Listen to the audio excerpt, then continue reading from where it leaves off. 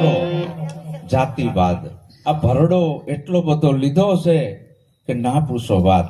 અને જાતિવાદનું ભૂત જ્યારે ધૂણે છે ત્યારે લોહીની નદીઓ હાલે છે, એકાબીજાના ખૂન કરે, ગળા કાપી નાખે. નાતો મટાડે નાત જાતનો, સત્સંગ કરીએ આવા સંતનો. જબ લગ નાતા નાત જાત કા તબ લગ ભક્તિ ન હોય, ભક્તિ કરે કોક સુરવીર. બધા નહીં હો, જો એક રાતમાં બધા ભગવાન થઈ જતા હોય થારું જ ને, ભારત સોને કે ચીડિયા થઈ જાય. કોક કીધું, ભક્તિ કરે કોક સુરવીર. જાતિ વરણ કુળ ને ખોય. આજે આપણા સંત શિરોમણી રોહિદાસ બાપાની જન્મ જયંતિ છે. જો એને આ બધો કચરો દૂર કરી નાખ્યો સંત રોહિદાસ બાપાએ, સંત શિરોમણીનું બિરુદ મળ્યું ને.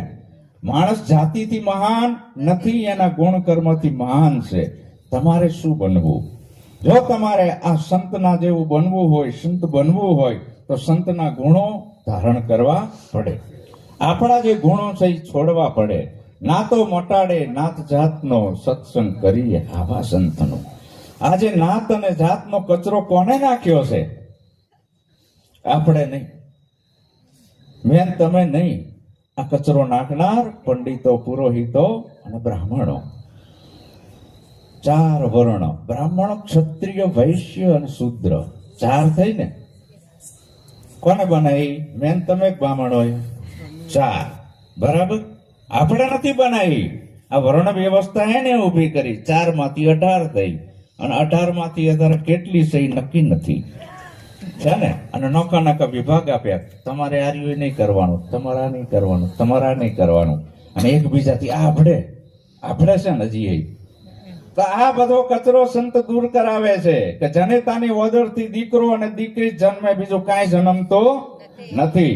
અને એની અંદર જે પાવર બોલે છે એ દીકરોય નથી અને દીકરીય નથી, બ્રાહ્મણેય નથી અને દલિતય નથી અને દરબારે નથી, સ્ત્રીએ નથી ને પુરુષે નથી. હમણાં આરતીરામ બાપુએ કીધું મારા લક્ષમાં નથી કે હું સ્ત્રી છું. એ આખું લક્ષાર જ ચૂકી ગયા, એને ભાન જ નથી. હું સ્ત્રીએ નથી અને પુરુષે નથી. સદગુરુ જો આ સ્ટેજ ઉપર તમને લઈ જાય છે અને આ બધા ઝઘડા પૂરા થઈ જાય છે.